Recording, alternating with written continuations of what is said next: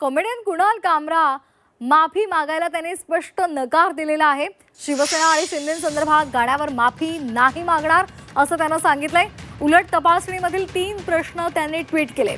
ठाणे की रिक्षा गाणं हा व्यवसायाचा भाग आहे असं कामरानं म्हटलंय। गाण्यासंदर्भात कुठलाही पश्चाताप नाहीये असंही मत त्यांनी नोंदवलंय।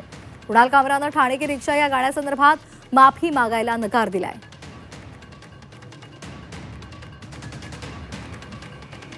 आपण यावर एक नजर टाकूयात ग्राफिक्सच्या माध्यमातून। प्रश्न होता, तुम्हाला पश्चाताप होतो का? कुणाल कामरा म्हणाला नाही। त्यानंतर विचारलं, तुम्ही जे म्हणालात त्याबद्दल तुम्हाला वाईट वाटतं का? कामरा म्हणाला नाही। त्यानंतर तिसरा प्रश्न विचारला, जर तुम्ही बिनशर्त माफी मागितली तर या प्रकरणाकडे वेगळ्या दृष्टीने पाहिलं जाईल। नाही, मी तसं करू शकत नाही कारण ती माफी प्रामाणिक नसेल, तसंच यामुळे इतर कलाकारांसाठी आणि त्यांच्या स्वातंत्र्यासाठी एक अत्यंत वाईट पायंडा पडेल असं उत्तर कुणाल कामरानं दिलंय।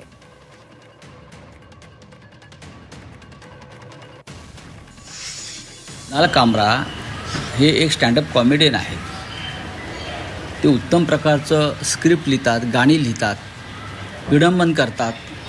ते विटंबना करत नाहीत, विडंबन करतात। विटंबना आणि विडंबनात फरक आहे। कुणाल कामरा यांनी एका हिंदी गाण्यावरती विडंबन काव्य नव्यानं रचलं, जसं आचार्य रात्री मराठीमध्ये करायचे, रामदास फुटाणे करतात। त्याच्यामुळे ह्या सगळ्या गोष्टीवरती आता फार तणाव निर्माण करणं आणि विधिमंडळाच्या त्या हक्कभंग समितीचा वेळ आणि खर्च वाया घालवणं योग्य नाही।